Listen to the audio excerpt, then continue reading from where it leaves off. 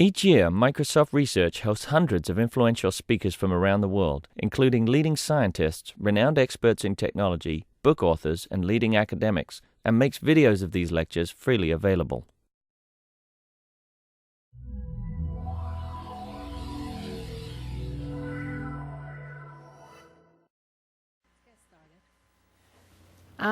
It's my pleasure to introduce Adam Sipel from Cornell and to join us. And Adam is going to talk about computational methods for the detection of positive and then specific selection. Sorry. Adam is one of our new faculty fellow last year. Mm-hmm. Yes. Yeah, we're very pleased to have you as one of those. And Adam's been working at the boundary between computational and biology. And his research focused on comparative genomics, particularly of mammals, and includes a mixture of statistical modeling, algorithm development, the software implementation, and scientific discovery. So I'll just let you to amaze us more. Well, thank you. Thank you. So I don't hear any microphone, but I guess, okay, there it is. All right, okay. I'd like to thank Jan and Harold Javid for inviting me when he was in Ithaca a few months ago. And it's been a pleasure to be part of the new faculty fellowship program. It's fun to be back here in Redmond, not being grilled for the new faculty fellowship program. About a year ago I was here. Yeah. Today I'm going to talk about detecting natural selection in genomic sequences, and in particular about detecting so-called positive and lineage-specific natural selection. I'll talk about some methods we've recently developed to address this problem, and also briefly about some work in progress. But I'm not going to dive right into an algorithm. I think here it will probably be more interesting to spend some time talking more generally about what I mean by detecting natural selection, why this problem is important, and so on. And if nothing else, those of you who aren't specialists in this area can come away with an overview of the research area. So my group does work in several areas within computational genomics, but our primary research area is comparative and evolutionary genomics. And as some of you will be aware from reports in the popular press, this is really a fantastic time in our field. The huge number of genomes being sequenced is really changing genomics so that it's possible now not just to analyze individual genomes in isolation, but to analyze groups of closely related genomes on the tree of life together. One thing this does is begin to reveal some of the key differences, genetic differences at the molecular level that differentiate one species from another. So, for example, differentiate humans from chimpanzees. But it's also useful for a variety of other problems, and generally in letting us address questions both about genome evolution and genome function in a wide variety of organisms. So from my point of view, probably the fundamental question in this area is, what does natural selection see? So genomes are long strings of nucleotides, A's and C's and G's and T's, but only short segments of these genomes actually encode directly biological functions. For example, directly encode protein coding genes or RNAs or binding sites for transcription factors. And these segments probably make up only a small fraction of bases, maybe between 5 and 20% of the human genome, for example. And the rest of the genome, sometimes called junk DNA, although I use that term a bit cautiously because it's not clear to what extent it's really junk and to what extent it has some indirect function. So the big question is, what are these functional regions, and what do they do? This is really the next big question in genomics after obtaining a genome sequence. You could argue that the Human Genome Project isn't complete until we have a reasonably complete set of functional annotations for the genome sequence, and we're not there yet.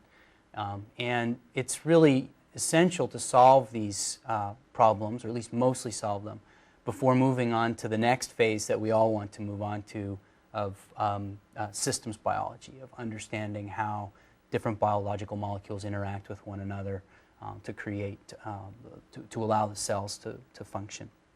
So it's really central.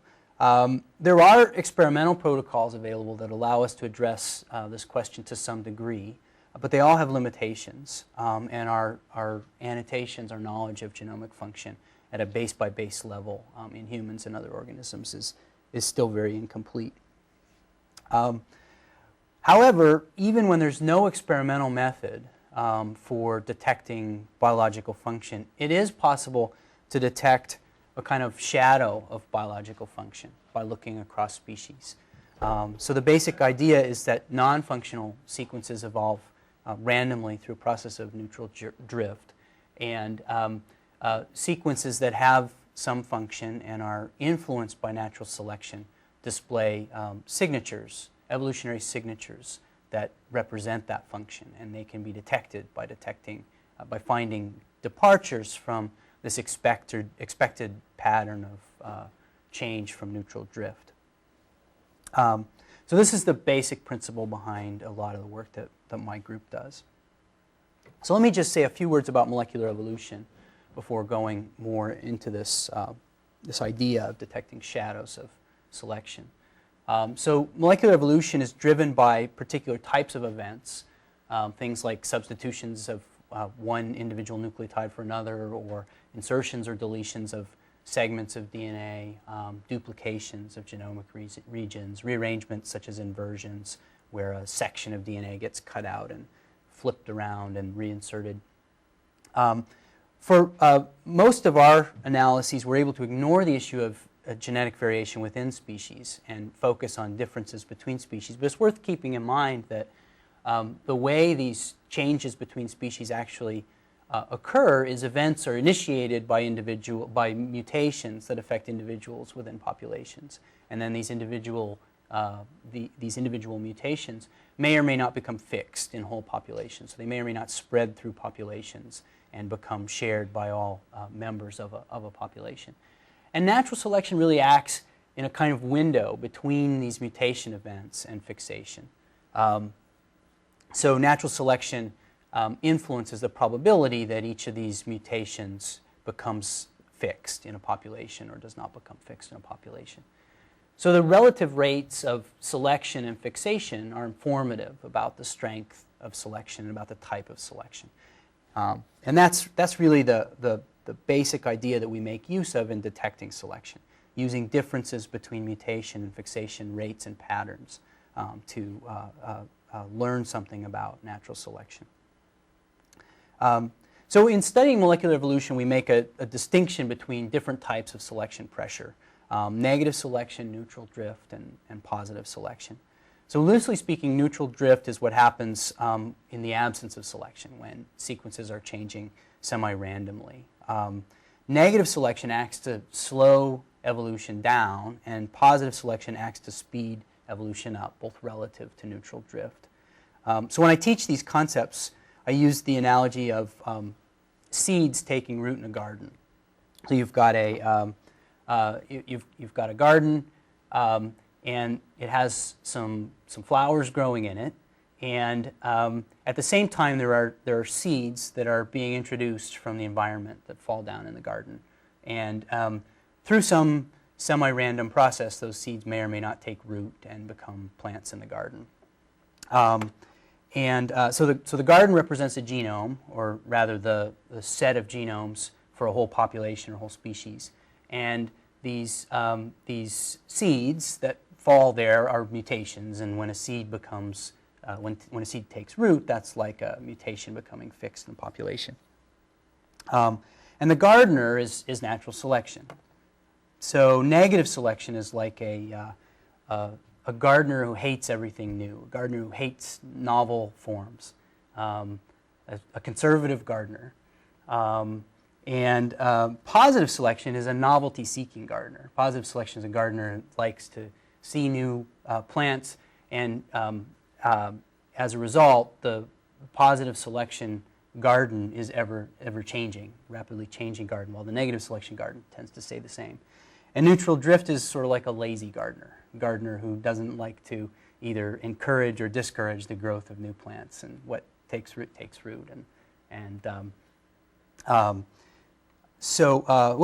I didn't mean to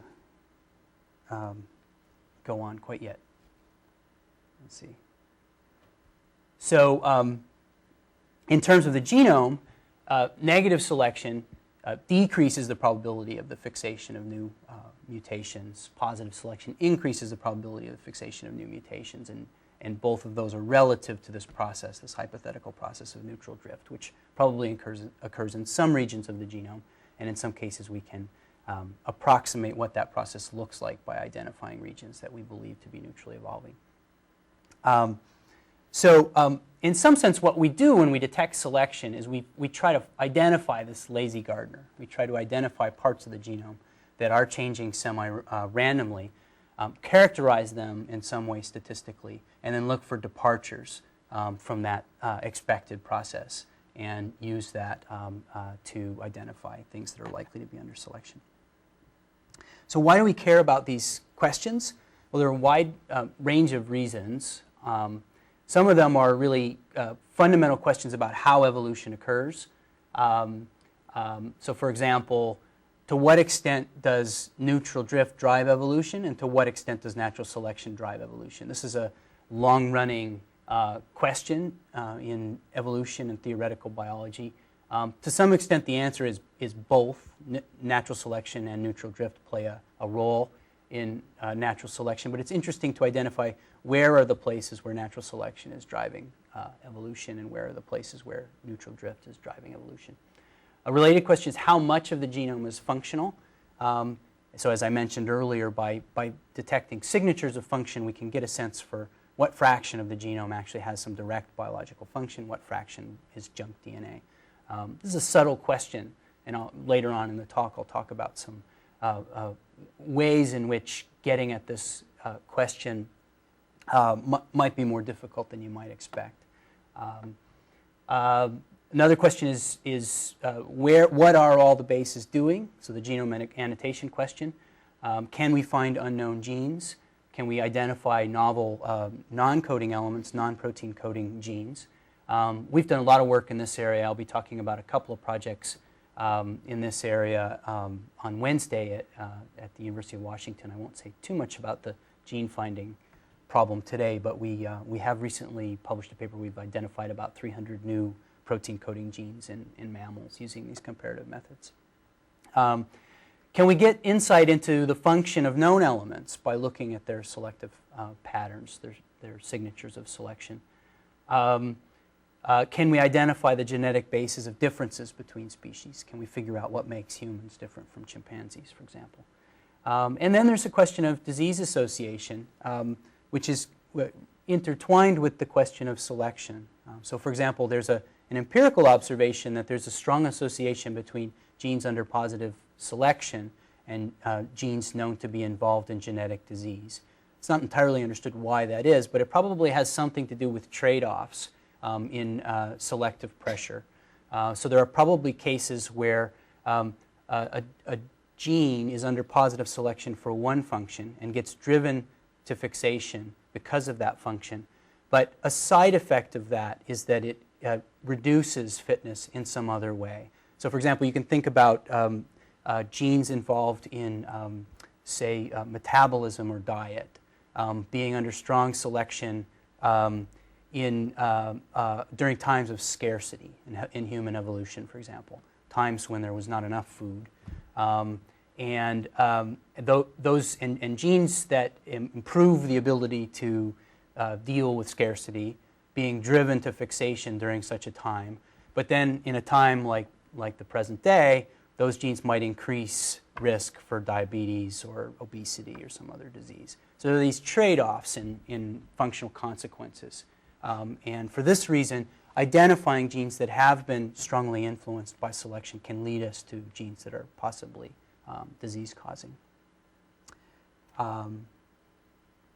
So let me just give you a couple of examples of recent work we've done in this area, and then I'll start talking a little bit more about methodology. So the first example is the sequencing and analysis of the rhesus macaque genome, which we were involved in about a year ago. The macaque is the third primate after the human and chimp to have its genome sequenced. And having this sequence allowed us to sort of triangulate in lots of different ways among these three genomes in functional analyses and in evolutionary analyses. This project led to a wide range of scientific findings reported in a paper last year in Science, and it also produced a number of, probably a dozen satellite papers by groups that were involved in the primary analysis. Let me just mention a couple we were involved in. So we got very interested as part of this project in studying these arrays of tandemly duplicated genes that show dramatic copy number differences between species. So genes that have expanded or contracted rapidly in recent evolution and help to explain possibly differences between species.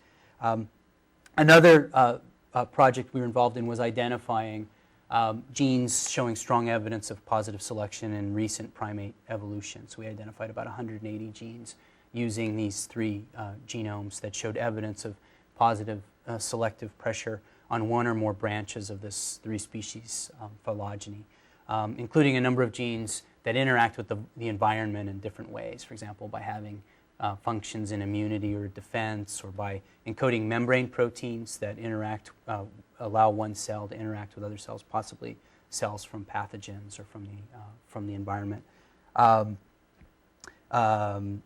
Sensory perception, so genes involved in olfaction and taste, for example. And interestingly, genes involved in hair shaft formation. We found several genes involved in hair shaft formation under positive selection, possibly because of climate change or mate selection early in primate evolution.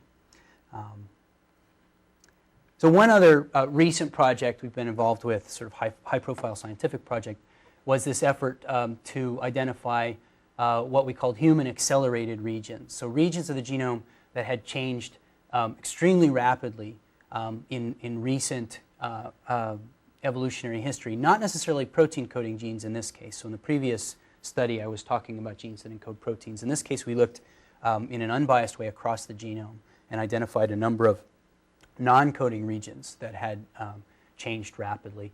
So I'll talk in a few minutes about the kinds of methods we used for this study, but let me just mention now that one of these genes, the top ranking element that we found in this unbiased scan across the human genome for sequences that had changed rapidly since the human and chimpanzee genomes diverged, actually encoded a structural RNA. So this was a gene that was transcribed, but did not encode a protein. It appears to fold into a structural RNA. It turns out that the structural RNA, that these rapid changes, these dramatic changes in recent history, actually changed the structure. So the human structure differs in key ways from the chimpanzee structure and the structure that is shared with the chimpanzee by other vertebrates, mouse, rat, dog, and so on.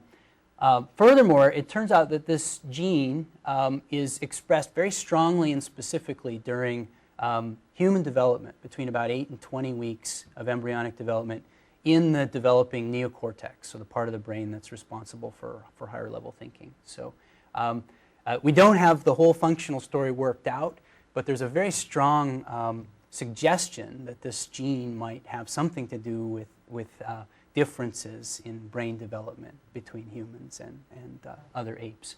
And people in David Hausler's lab, this work was led by Katie Pollard and others in his lab, are following up experimentally, trying to figure out the story behind this gene.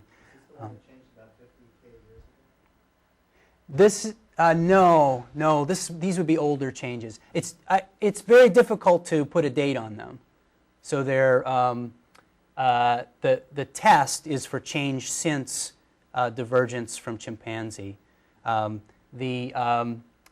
So part of this study actually involved resequencing in humans, and these changes are fixed in the human population, and there are signatures of a selective sweep in the region. So it appears to be old enough that it has been completely fixed across human species. But it's very hard to say how old. By having the Neanderthal genome, we might be able to say more about exactly how old, whether it's before or after divergence from Neanderthal. I'm not sure which one you mean. I read something somewhere that mankind began 50,000 years ago. Yeah, I'm not sure. It was the last change that made us us. Yeah, I'm not sure which one of these, study that was. Journals, not journals. Okay. Magazines. Yeah. So this one actually was sort of picked up by the press. And you see this was the Newsweek paper, and of course they didn't quite get it. I think one of the headlines in one of the papers was, "This is the gene that makes humans different from chimps," and we were a ways from proving that, but.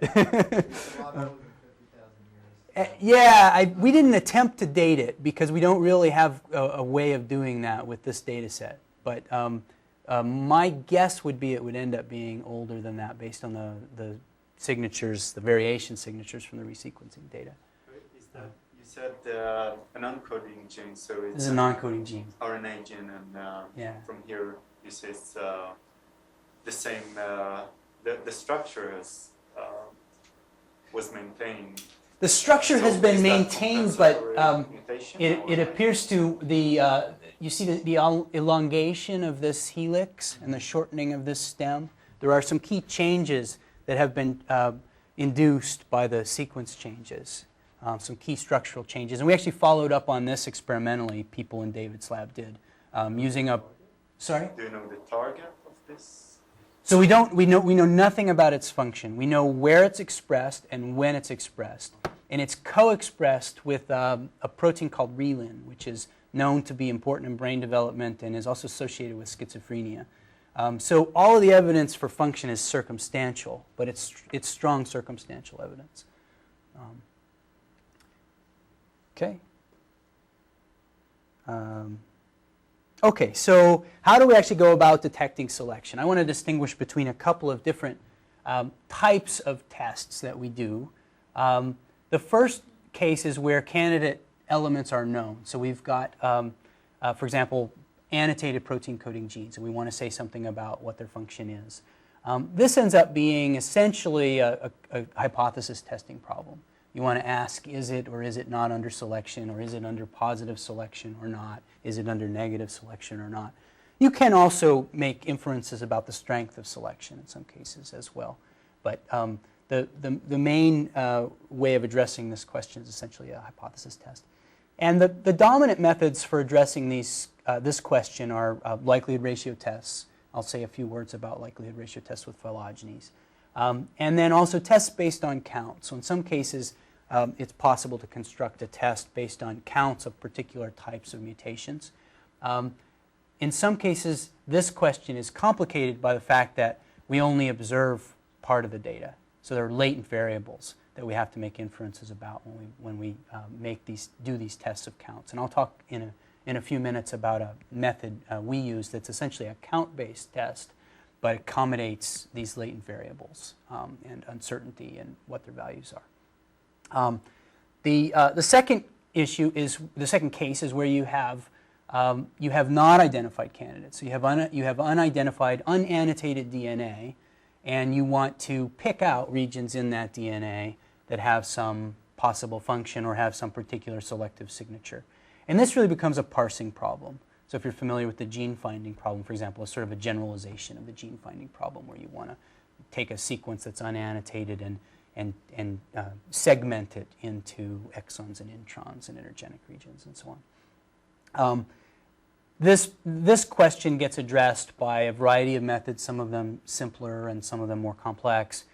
Sliding window type methods are often used. You can, in some cases, compute scores of some kind base by base in the genome, and then in post-processing combine across bases with some kind of maximum segment identification algorithm, for example. Or you can try to do this using hidden Markov models, and that's the main approach we've used in this area. I'll say a few words about that. It's worth noting there are two kinds of data, at least two kinds of data, that are useful for detecting selection. Data describing variation within species and data describing differences across species. And these two types of data give rise to different types of methods and different types of tests. But they're both trying to do something similar. In some sense, they're both trying to detect departures from neutral expectation and infer selection on the basis of those departures. So our efforts have focused on cross-species data, but a number of my colleagues at Cornell focus on using within-species data. So for example, based on the amounts of polymorphism that are observable within species, or based on the distribution of polymorphic alleles, the so-called site frequency spectrum, you can make inferences about possible selection. So how do we model across species data in a probabilistic way? We need to do this in a way that captures the complex correlation structure of these sequences. So we need to allow for the fact that some pairs of sequences are closer evolutionarily and expected to be more similar than others. And we need to allow for the fact that if you looked at different pairwise relationships among these sequences, those pairwise relationships are correlated because of shared evolutionary history.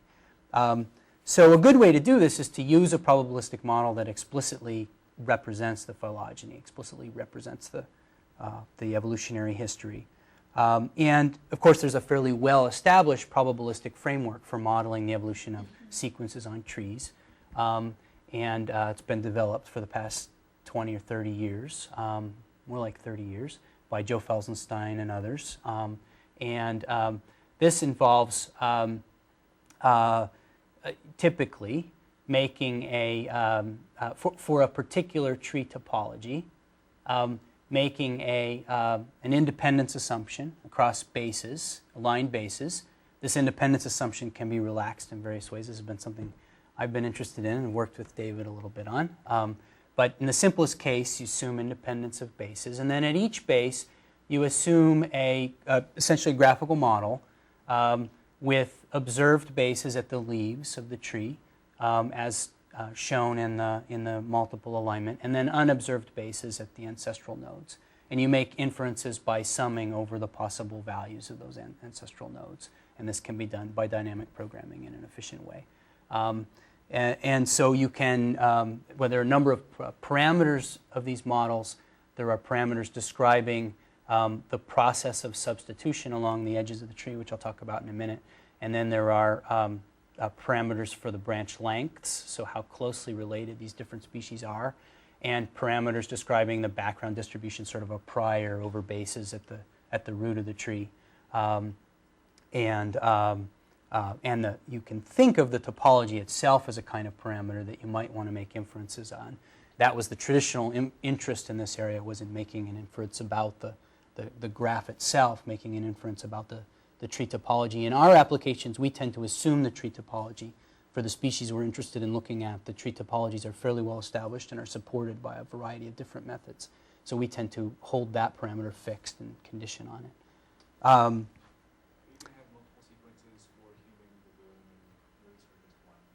So in our analyses, we have one representative of each. Now, it is of interest, and it's becoming more and more possible to try to model the polymorphism data and the cross-species data together. To some extent, that's possible. At the same time, there's really a different set of tools and a different set of theoretical models that tend to be used at the polymorphism level and at the comparative level. And so far, there hasn't been a really good reconciliation of these two, methodological reconciliation of these two sets of methods. I would say people haven't tried to use the phylogenetic methods within species. Yeah. You're not supposed to. Yeah, that could be. They didn't ask the question, how well does it work in practice? And it actually works fairly well in practice. So yeah. That's some of the work that I was talking right. about. You know, I think that's interesting. And it's just this, well, in principle, we can't do this, so we won't. But in principle, all models are wrong. Right. So, you know, but yeah, no, it's definitely worth examining that. Right. I mean, so there are some problems like it's just one big happy phylogeny. Yeah, except that there are some problems. For example, So what you really would like to model is the ancestral recombination graph with the polymorphism data, right? And that's what you should do, and that's what people are sort of stuck on. And the phylogenetic models with their assumptions of site independence are woefully inadequate compared to that. Now, whether they actually work in practice is another question. But it does pose a problem, potentially.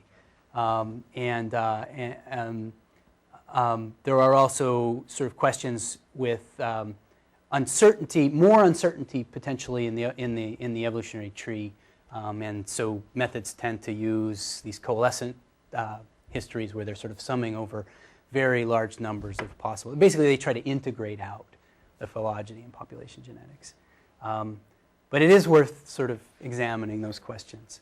And you probably can capture the coarse-grained ones, the differences between populations, using typical phylogenetic methods.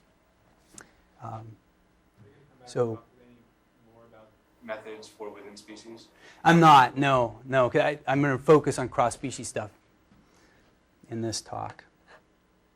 Okay. So let me just say a few words about models of base substitution because it sets up what I'm going to talk about in a minute. Some of you might have seen these.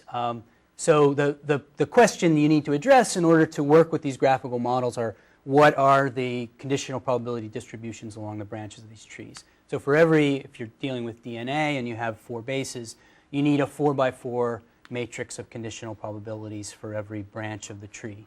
And the way this is typically done is by assuming a continuous time Markov model which is homogeneous across the branches of the tree. So the same process is operating on every branch of the tree, but the conditional distributions themselves are branch length dependent. So they depend on this parameter t, the length of each branch. And this instantaneous substitution rate matrix, the infinitesimal generator as it's sometimes called, is usually parameterized in terms of a small number of biologically meaningful parameters, such as the transition transversion rate ratio and the equilibrium frequencies of the different bases. And then these probabilities of substitutions can be computed in the standard way with continuous time Markov models by taking a matrix exponential of this matrix. So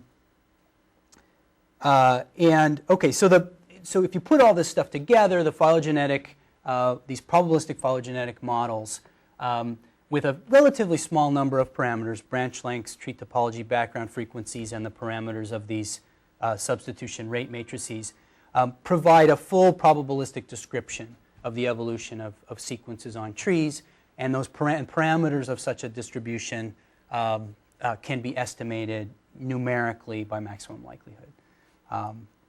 So this is sort of the machinery we use in our methods. So let's talk briefly about likelihood ratio tests first. So the question is, how do you put this framework to work in hypothesis testing, essentially? And the basic idea is to define alternative phylogenetic models, a null phylogenetic model and an alternative phylogenetic model, reflecting the test of interest. So for example, for positive selection, you might be, you can construct a test making use of the fact that a hallmark of positive selection in protein coding regions is that substitutions that change the encoded amino acid, so-called non-synonymous substitutions, tend to occur at a higher rate than substitutions that don't change the encoded amino acid, so-called non-synonymous substitutions. So you can build a model that has this ratio of rates between non-synonymous and synonymous substitutions as a parameter. And in the null model, you fix that parameter to 1, or you require that parameter is less than or equal to 1. And in the alternative model, you let it range over any set of possible values. And then you estimate the parameter along with the other parameters separately for the null and alternative models, compare the maximum likelihoods, compute their difference, and compare to some null distribution. In some cases, it's reasonable to use an asymptotic chi-square distribution for these tests. In other cases, you have to simulate for the null distribution.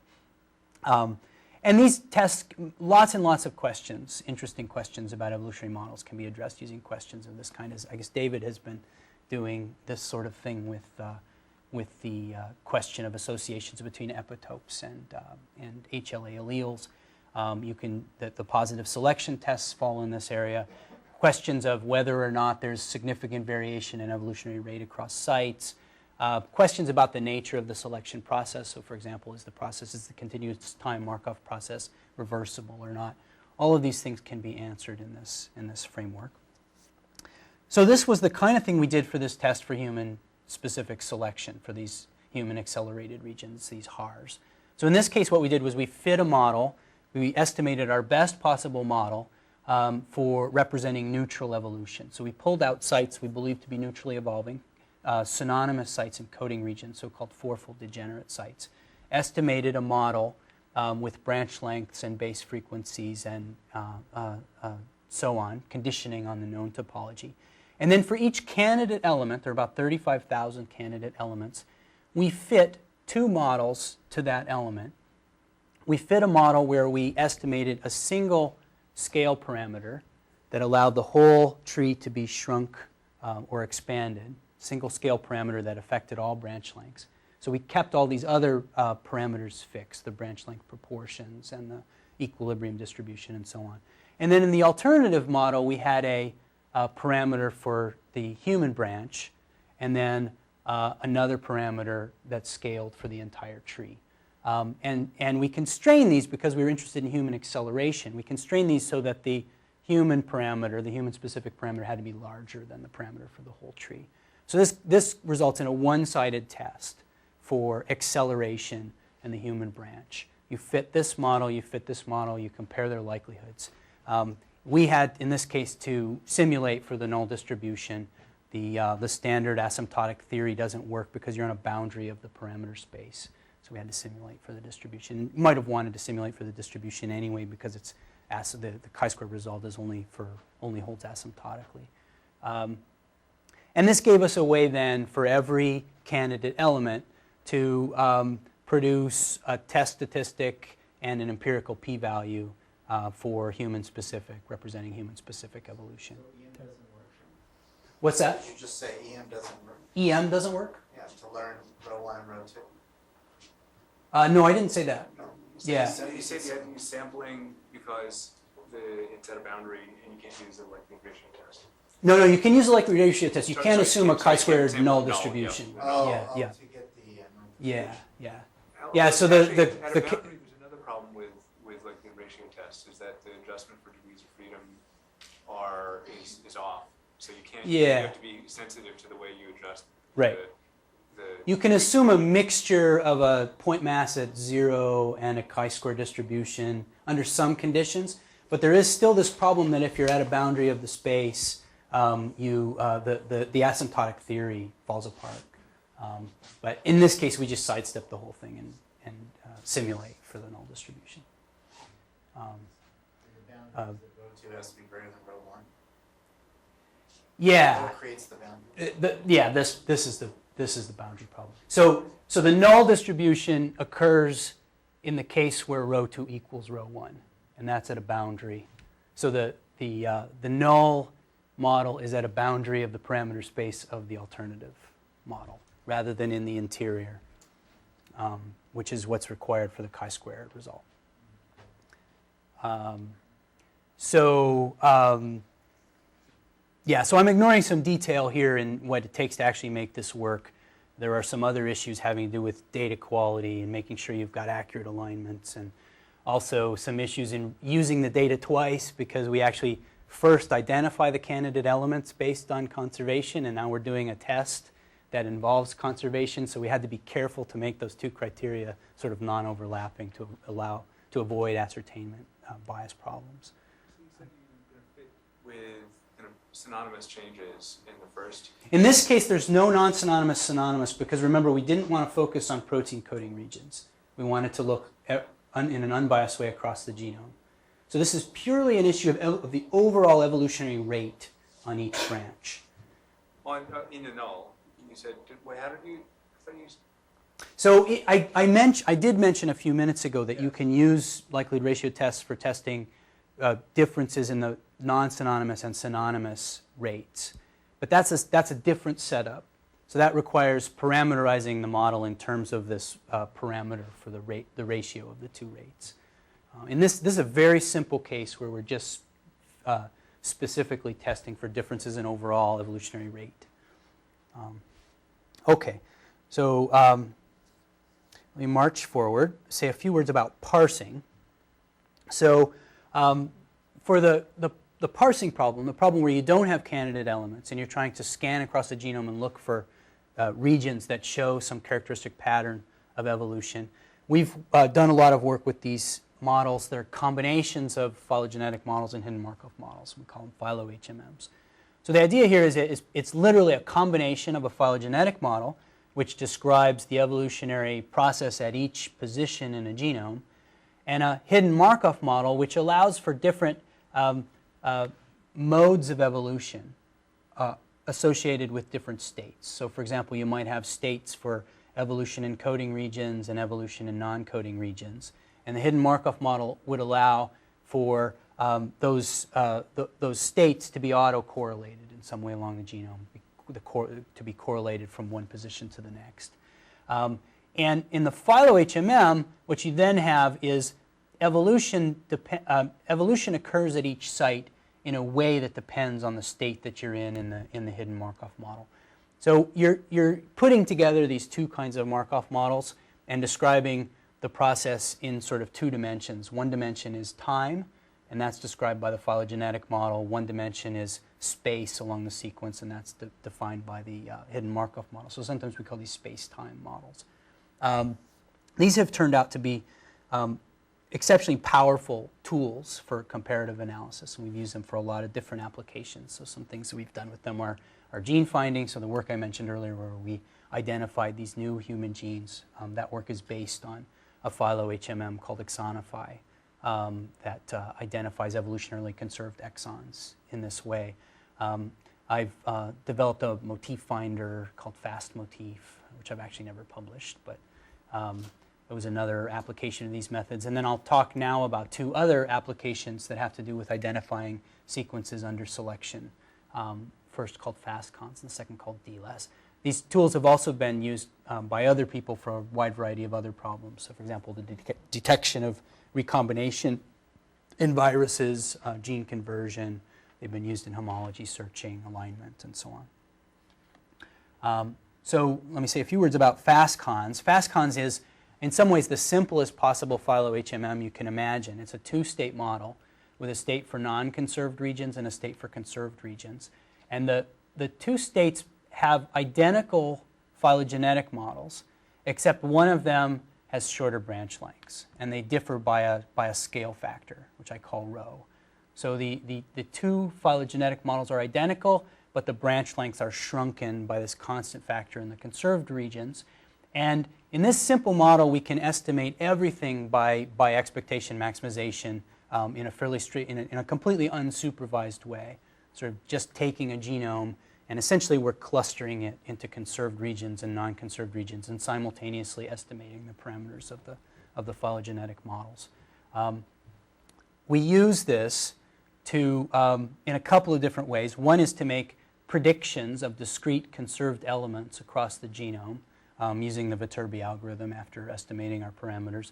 And then the other is to produce a score at every base across the genome. And the score is simply the posterior probability that each base is generated by the conserved state in this Phylo-HMM. So it's a very simple application. It's turned out to be extremely useful, more useful than I would have imagined. It just works beautifully for, as you can see here, picking out known functional elements like exons in an unannotated DNA sequence. And then it also finds very clearly these non-coding regions, which are often also functional. In this case, we know this one to be functional. This is, in this example, this is a sequence that is complementary to a sequence in this exon that allows this mRNA to fold back on itself and enables RNA editing of this particular gene. You can see the way a typical exon shows up with generally high conservation, but some variation in conservation levels. Conservation falls off at the exon boundary nicely. And then here you see an example of atypical conservation. This is a case where you have RNA secondary structural constraints overlaying the protein coding constraints. So you have this exceptionally high level of conservation inside the exon. and the conservation extends beyond the exon boundary. So this has turned out to be a very useful tool. It's part of the standard UCSC genome browser and is now available for not only all the mammalian genomes, but also Drosophila genomes and C. elegans genomes and yeast genomes and a variety of other organisms. Sorry, go ahead. So you said you had the relationship between the two branch lengths was a kind of a linear relationship? Yeah. And did you look at other types of relationships? Does it make sense to consider other nonlinear relationships in branch lengths? Between the conserved and the non-conserved? Between your two, you basically have two different versions, and you can imagine a variety of different alternative where ways to longer branches got scaled in a different way from shorter branches or something. And We whether or not haven't studied that. Yeah. Sensitivity to, I mean, obviously linear is one, yeah. So Yeah. I guess it's conceivable that so the expectation is that you would have that selection. So basically the underlying assumption is that selection is exerting equal pressure on all lineages of the tree.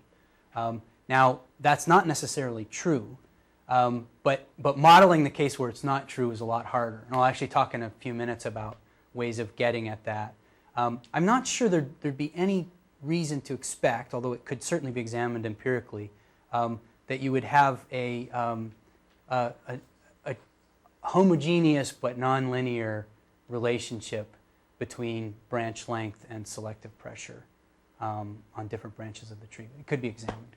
I'll talk in a minute about this issue, though, of different selective pressures on different branches of the tree, which is a very real concern. Okay, so FastCons makes this assumption that sequences are under selection or not under selection everywhere. Basically, completely under selection on all branches of the phylogeny or under selection on no branches of the phylogeny. In practice, we know from anecdotal cases, and it sort of stands to reason, that that this isn't going to be true. There are going to be changes in selective pressure on different branches of the phylogeny. There are going to be cases where functional elements turn over. And so what I mean by this is the following. Suppose you have an ancestral genome with a set of annotated functional regions. Let's say it's in the ancestor of the human and mouse genomes. Some kind of speciation event occurs. So the human and mouse ancestors diverge from one another. And then as those sequences begin to evolve independently, you lose some elements and you gain some other elements. So there's turnover over time in the set of functional elements. So as a result, only a subset of the functional elements in present-day species are shared between the two sequences. And this has a number of practical consequences for genomic analyses. One of them is that we're going to have limited ability to use comparative methods to detect the sequences that aren't conserved between species. Another is we're going to underestimate the fractions of these genomes that are functional based purely on selective pressure. Another is that when we try to do simple things like take a well-annotated genome and map its annotations over to a less well-annotated genome, that's going to fail in some cases because of this turnover problem. So I view this as a really fundamental problem to understand better and be able to model and be able to solve. There hasn't really been that much work on this. It's been looked at empirically in certain studies, for example, with transcription factor binding sites, but there isn't really a good general way of handling this. Now with really deep comparative sequence data for 1% of the human genome as produced by the National Institutes of Health ENCODE project, we now have sequence data for 30 to 40 vertebrate sequences corresponding to about 35 million bases in the human genome, or maybe it's about 30 million bases in the human genome, about 1% of the human genome. This is now being scaled up to be done genome-wide. In these regions, we have deep enough sequence data that you could potentially detect signatures of selection in some subset of the species or in some subtree of the tree, and detect an absence of selection in another part of the tree. So you could actually see, you could actually detect statistically that you had elements that were under selection in one part of the tree but not in another. So for example, maybe they were under selection in primates but not in non-primates. You could infer that these were functional elements that had been gained on the branch to the primates, possibly, or that had been lost on the branch to some other species. So we decided to try to take a simple approach to this problem as a starting point. It's potentially a difficult problem, but we started by generalizing the fastcons model to try to address this problem. So we constructed a Phylo-HMM basically with the same idea as the fastcons model, but with a set of states representing lineage-specific selection patterns. So the fastcons model is actually embedded in this model. There's the non-conserved state and there's the conserved state. But then we have a series of gain states and a series of loss states, one for each branch of the tree. So the gain state shrinks the branch lengths in the subtree beneath some branch I. So this represents the case where you start with something non-functional, and on branch I it comes under negative selection and starts to evolve more slowly. The loss state is the opposite. You have something that starts out as being functional, and then on branch I it experiences a relaxation of constraint and starts to evolve at the neutral rate. So obviously this is very simplified. We're only allowing at most one gain or loss event on any branch of the tree. That's what lets us represent this with a linear number of states instead of an exponential number of states. You can see by the topology of this HMM that we're requiring there to be non-conserved sequence between any two conserved elements, whether or not they're lineage specific. That lets us keep the parameterization fairly simple. It's not such a bad assumption because functional elements are relatively sparse in these genomes, and if the model needs to enter the non-conserved region for a few bases, it can do that in order to make a reasonable set of predictions. We're also assuming only negative selection here, so there's no positive selection in this model. Evolution can slow down, but it can't speed up. And we're assuming this single scaling factor rho for all negative selection. So we're able, by making a series of simplifying assumptions, to reduce the parameter space to something fairly small and be able to do inference and make predictions. And then it's a starting point for more sophisticated models. So this actually works, and I'll show in a minute some predictions from this model. But we quickly encountered a couple of problems with it. One of them, which I'm not going to talk about today, is the problem of insertions and deletions in the sequence, which is always a problem in these analyses, and we usually find some way of finessing the problem. In this case, it was a particularly serious problem because in some cases, the insertions and deletions are the main evidence you have for lineage-specific gain or loss of elements. So we actually developed a fairly elaborate model for insertions and deletions, which we used with this model, which I'm not going to talk about today. The other question was how to assess significance. What happens is you run this model, you get a set of predictions, and you look at these predictions and you've got to decide whether or not to believe them. In some cases, it's very hard to see what the evidence really is for these things. We could simply evaluate them using a likelihood ratio test as a post-processing step, or we can pull a log odds score or something out of the Phylo-HMM itself. We played around with those, but we were dissatisfied with those for a couple of reasons. One is the likelihood ratio test, for example, require fitting two models. You end up with a test statistic that's non-intuitive for biologists. So we were trying to develop something that would be part of the UCSC genome browser that biologists would really use. We wanted something more intuitive. The other thing is there's this issue of the null distribution and of having to simulate to get it, and we'd like to avoid that if possible. So we started looking at tests based on counts of substitutions. And the idea was that you would fit a model globally just for neutral evolution from ancestral repeats or fourfold degenerate sites or some other surrogate for neutrally evolving sequences. And then we would derive the exact null distribution for our test statistic from the model itself. And then we would be able to compute a count, or something that could be used as a count, based on observed data and tested against this null distribution. So I'll show you what I mean by all of this. But first of all, before we can, so the question is, it really comes down to computing distributions for numbers of substitutions on the branches of a phylogeny, either given data or not given data. So you need to be able to compute a prior distribution, not having observed a data set. You also need to be able to compute a posterior distribution, having observed a particular element. Before we can solve the problem on a tree, we need to be able to solve the problem on an individual branch of a tree.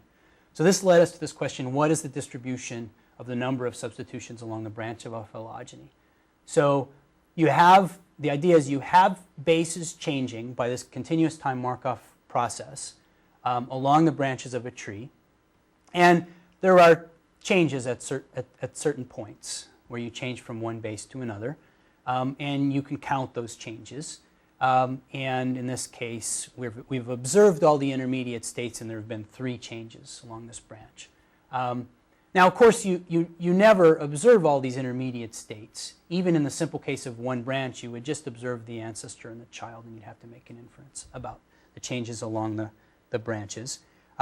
We have to be able to sum over all possible scenarios in continuous time of changes of bases along the branch of this tree in order to get this distribution. However, if the rates of substitution between all bases are the same, if the rate at which an A changes to a G is the same as a G changes to a C and so on, then this is just a Poisson process, and it's relatively easy to work with. We can make inferences based on the Poisson distribution. The problem is that these continuous time Markov models in general, with some general substitution rate matrix Q, actually make this not a Poisson process. So the Poisson postulates fail when these values are different from one another. So in particular, the assumption that non-overlapping segments have the same probability of substitution fails because it depends what your starting state is. Your overall probability of having a change is different if you're starting with an A as compared with when you're starting with a G, for example. And so this is sort of an interesting little problem. It's tied in with some classical problems that have been studied in molecular evolution, having to do with something called the over-dispersed molecular clock, whether or not substitutions obey a Poisson process, which has implications about whether there's rate variation across sites and so on. But there's no solution to this problem in the literature. There is some very recent work now, some of which has come out after our paper on this topic, that studies this from the point of view of sampling. But the problem of deriving the distribution has not been studied. And it's not even a compound Poisson? It's not. No, it's not exactly a compound Poisson.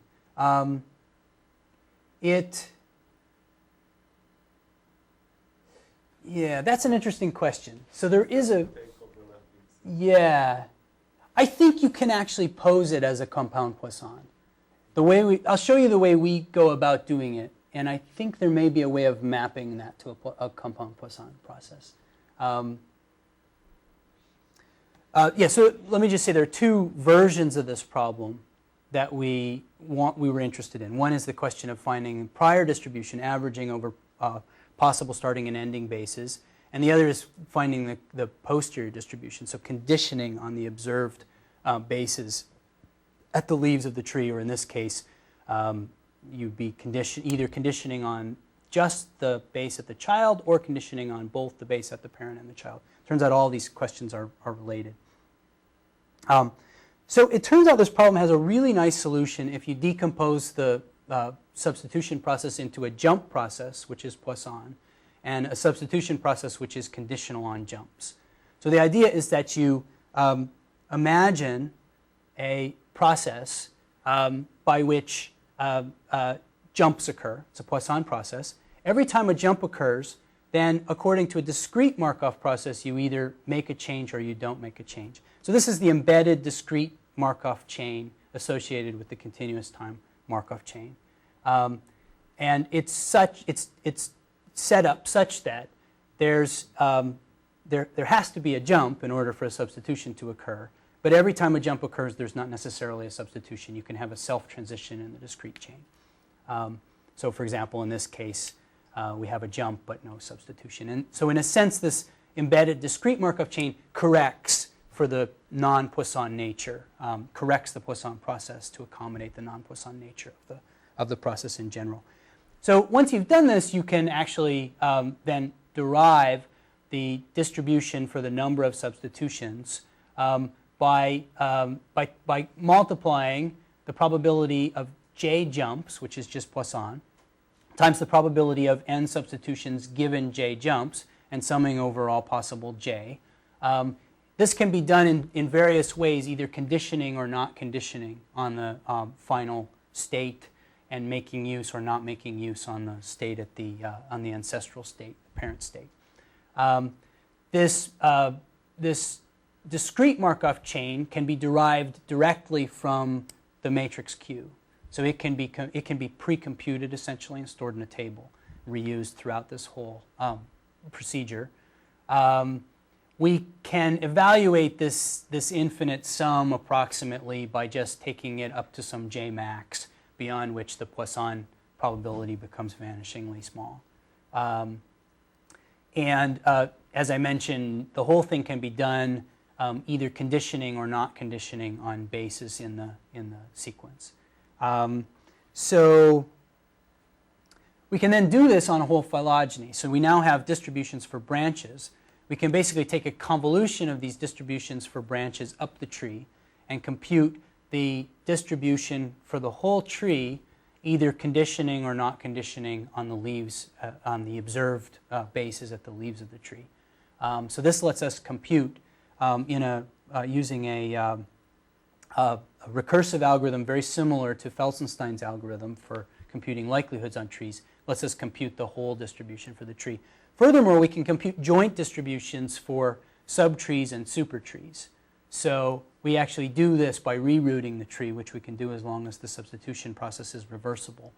And then running the recursive algorithm basically up to the root. And from the recursive calculations at the root, we can obtain the joint distribution of substitutions in the subtree and the supertree. And we can use this then to address questions of whether we see a surprisingly large or small number of substitutions in some subtree, given what's observed elsewhere in the tree. So this gives us a statistical test for lineage-specific changes in substitution rate. All right, so here's what this looks like. Here now we're looking at the simple case where we're just looking at the distribution across all branches of the tree. We're not looking at the subtree, supertree case. So here's the prior distribution for this particular phylogenetic model, and then here are the posterior distributions for an invariant column and for a column that has a number of different changes. And you see that it captures, first of all, the posterior modes occur at the maximum parsimony solutions. So for example, in the invariant case, the most likely scenario in the posterior is that there are no changes anywhere. In the other case, the most likely solution is there are 4 changes. If you look closely, that's the minimum number of changes that can explain this data. But it also captures some subtleties. So for example, it captures the subtlety that there's no way of having a single substitution in the invariant case. And it also captures the fact that there's no way of having fewer than the maximum parsimony number of changes. So the posterior probability of fewer than the maximum parsimony solution is 0. But you also see that there's significant probability mass out beyond the maximum parsimony solutions. So we'd like to include all of these subtleties in our inferences when we're looking at whole elements and deciding whether they're under selection or not. So how do we do that for an element? Well, we simply take convolutions of these probability distributions. So here's, again, a case where we have an element where we're interested in overall selection on all branches of the tree. The supertree subtree case proceeds in a similar manner.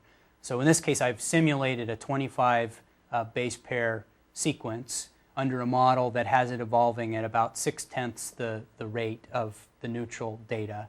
And I've computed the prior and the posterior distributions. The prior distribution quickly approaches a normal distribution because of the central limit theorem.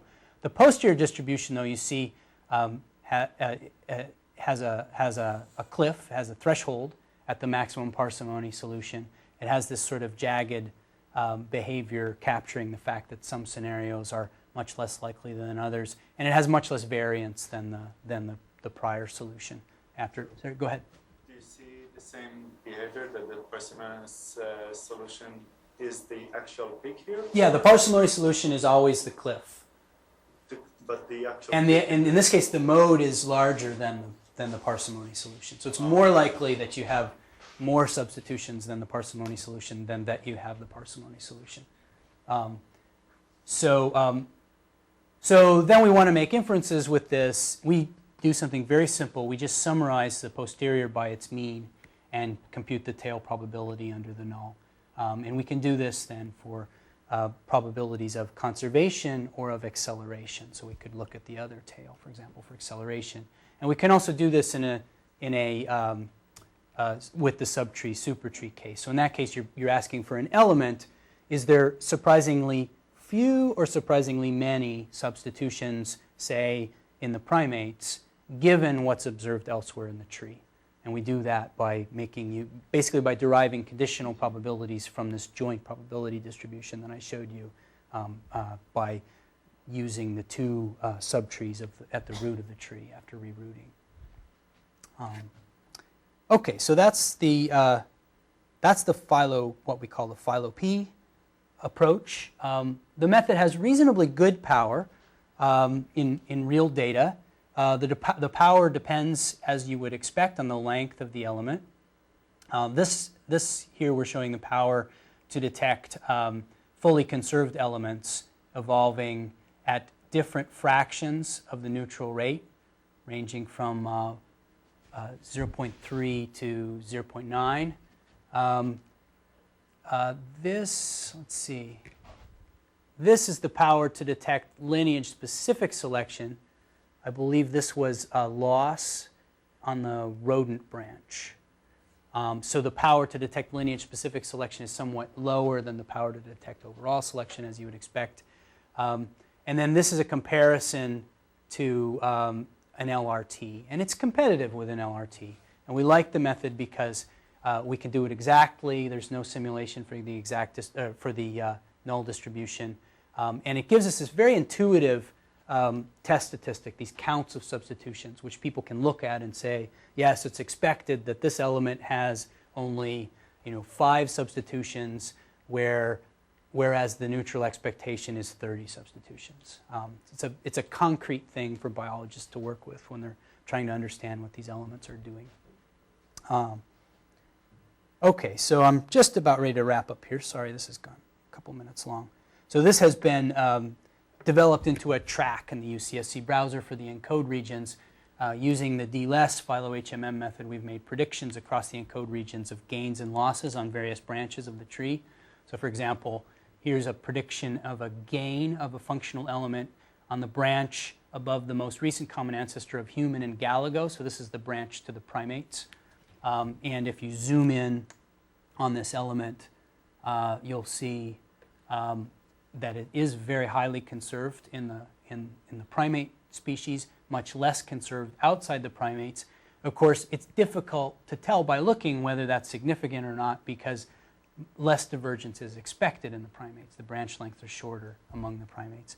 So we then produce these p-values using the Phylo-P method. So you can click through on these elements and you can see, for example, in this case, so this is the number of substitutions in the subtree under the null distribution would be expected to be 110 for this 237 base long element, and the posterior mean is 38.2. And in this case, we have a. Meanwhile, in the rest of the tree, you see the null and the posterior are similar. When we compute this conditional p-value of conservation for the subtree given the total amount, we end up with a very small p. p-value. So one thing we're doing now is basically bringing these analyses to the whole genome. So with Webb Miller and Jim Kent, David Hausler, and others, we've recently produced 28-way alignments, genome-wide in mammals. So mammals, alignments of 28 different mammalian genomes, genome-wide, and run FastCons on all of these. This is actually quite a remarkable resource, and it raises the possibility of actually evaluating selection at the level of individual bases genome-wide. So these alignments are now deep enough that you can actually make a reasonable call on how much selective pressure each base in the human genome is experiencing, and whether that's positive or negative selection. This has been attempted to some extent in the ENCODE regions using a number of different tools, one of which I developed, this fast odds program. But there are some deficiencies with those methods. We're finding that scores based on Phylo-P, we take just minus log p values computed by Phylo-P, and these turn out to have some nice properties for evaluating these base by base scores. We're working with scaling those up for use at the whole genome. It's also possible to do this test in a number of different ways at a base level. So we've set it up so that we have a base by base likelihood ratio test. Took some careful engineering and coding in order to make it fast enough to do the likelihood ratio test at each base, but we're now able to do that genome-wide. We've set it up as a score test as well, and we've set it up to test positive as well as negative selection, and we're performing an experimental comparison of these different methods. We plan to make a new genome-wide track available on these data very soon. Let me just briefly mention this and then I'll finish up. So another thing we're doing is working on methods that make use of experimental evidence at the leaves of the tree. So most of the methods that we've developed so far involve using just the DNA sequence data, just the aligned DNA sequence data. But there's more and more of this experimental data, high throughput experimental data, becoming available in human, mouse, and other species. And these are essentially noisy indicators for possible function along the genome. So things like chip data or tiling arrays and so on. We'd like to be able to take these into consideration along with the evolutionary processes in a unified probabilistic model. And this is leading us into models that are essentially combinations of Phylo-HMMs and regression models. So we treat these as covariates in a regression model along the sequence, and that information is combined with the phylogenetic information to allow us to make predictions reflecting both evolution and these noisy functional indicators. All right, so to finish up, the identification of selection is a fundamental problem in genomics. There are many variations on this problem, but they share a lot of similarities. In most of these cases, we work with generative models, you'll notice. There are a couple reasons for this. One is that some of these problems are unsupervised learning problems, and the generative models give us a principled way of addressing an unsupervised learning problem by maximizing the likelihood or similar. In addition, we want to make use of existing evolutionary models as much as possible. And these evolutionary models are typically defined in such a way that they represent something real about the evolutionary process. They represent an actual process of evolutionary change. In some cases, we can make inference about the parameters of these evolutionary models in the context of these methods. And in that way, they're useful as well as in simply picking out elements of interest. In terms of tests, likelihood ratio tests dominate, but these counting methods can be useful, as with these Phylo-P p-values. There are a lot of other challenges that I haven't had time to talk about today that we spend a lot of our time dealing with. One of them is just the fact that data, there are a lot of problems with the data, the problems with reliability of assemblies, of alignments, and so on. These all need to be dealt with before you can come to any biological conclusions from these analyses. And then there's a lot of open questions about connecting selection with function, and we're trying to push slowly toward getting at the actual functions of some of the elements that we predict, working closely with experimentals. So this is a very hard problem, and the field is still really immature in this way. We're good at picking out candidate sequences, but actually proving what they do, and we're still not very good at. So this is my group at Cornell, and I'd like to thank them for their work on pieces of this, and I'd like to acknowledge a number of collaborators for different aspects of the work presented here at Cornell, UC Davis, UC Santa Cruz. Oh, I have UC Davis on there twice, and other collaborators as well. And I'd be happy to take any questions. Thank you, Adam.